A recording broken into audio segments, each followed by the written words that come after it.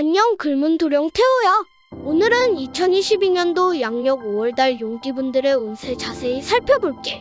용띠분들의 5월달 운세는 겁살의 기운으로 정신적으로나 물질적으로 잃거나 빼앗기는 상황이 생길 수 있는 시기야.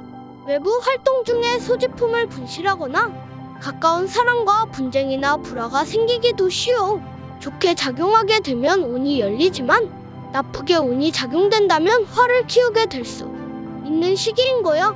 길작용을 하면 총명하고 권위가 있으며 예체능의 재능을 나타나게 되고, 겁살이 길신과 함께하면 집안을 새로 일으키는 경우가 되는 거야. 흉으로 작용하게 되면 교통사고 등 돌발사고, 압류나 차압, 관제구설 등 사건 등이 생기는 시기야. 외부에 의한 사고는 물론 수술이나 질병 등에 의한 사고도 포함돼.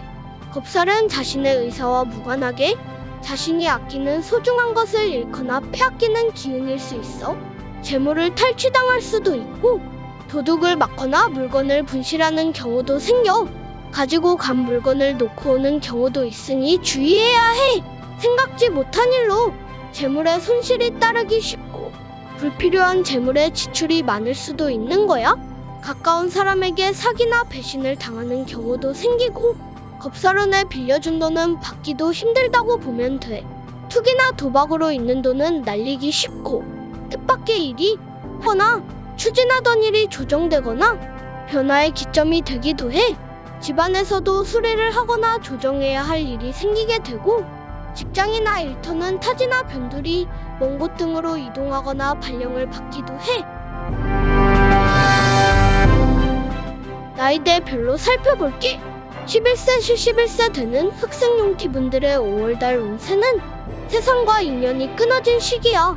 열심히 노력해도 성과가 잘 나타나지 않고 출산이나 육아, 무역이나 유학 등 온 세상과 단절되는 기분도 생겨 주변 이웃들과 소통도 잘 되지 않고 세상과 인연을 끊고 살아가는 생활이 될 수도 있어. 새로운 일이나 사업을 시작하기보다는 다른 사람으로부터 자신이 것을 지켜야 하는 시기이기도 해. 스스로 돌아보면서 현 상황에 대한 해결점을 찾아나가야 해. 계획대로 진행되는 일이 드물고 노력에 비해 시간이나 건강, 금전적 손실이 따르기 쉬워. 형제 자매 간의 정이 부족해 대화가 부족하고 어려움이 따르고 의식주의 곤란을 받게 돼. 재물운이 밖에 재물이 모이지 않고 재물로 인해 공경에 처하거나 힘든 일이 생길 수 있어. 남자는 아내로 인한 걱정이 많게 되는 시기야. 직장이 내세울 것 없는 상태가 되고 직장 문제로 힘든거나 공경에 처하는 상황이 생길 수 있어. 여자는 남편이 남편 역할을 하기 힘든 상황이 될 수도 있어. 특히 부모 덕이나 윗사람들의 인덕도 부족한 시기야. 23세, 83세 되시는 백생용띠분들의 5월달 운세는 시작하려는 마음이 생기게 되는 시기야. 사업이나 취업, 시험의 준비 또는 새로운 계획을 하게 될 수도 있어. 직장이나 집안일 모두 호전이 되고 출산이나 사업에 호전 등 경사가 이어져 주변에서의 도움을 주는 이가 많고 조상의 은덕이 있는 시기인 거야. 밝고 쾌활한 성격에 매사 사명감 있고 믿음직한 기운이지만 통솔력이나 독립심은 부족해. 이 맞을 수 있어. 새로운 일을 도모하는 본격적인 시작일 수도 있지만 경거방동으로 부도나 실패도 나타날 수 있으니 주의해야 해. 부를 축적해 남부럽지 않은 생활을 하게 되고 남에게 돋보이는 직업에 종사하기 쉽고, 여자는 남편이 훌륭하게 보이고 자랑스럽게 돼. 학업운이 좋고 글재주가 있어 학업으로 성공할 수 있고 인기가 많아 주변에 사람이 많이 모이게 돼. 35세, 95세 되시는 황생용띠분들의 5월달 운세는 결혼을 하거나 직장을 갖는 시기야. 재물이 풍요로워 여유가 있고 명예와 부를 축적해 나가는 안정적인 시기야. 추진하던 일에 성과가 나타나고 출세에 따른 성공의 운으로 사업을 일으키거나 새로운 일을 시작할 수도 있어. 지나친 자신감이나 집착 등으로 인한 어려움도 따르기 쉽고 다른 사람에 대한 아량이 부족해 인덕이 부족한 시기야. 남자들은 육친덕이 박하고 여자들은 남편 덕을 보기 힘든 타입이라 자신이 가정을 책임져야 하는 경우도 생겨 형제가 사회적으로 돋보이는 역할을 할 수 있고, 의식주의 안정이 오고 생활이 풍요롭다고 볼 수 있어.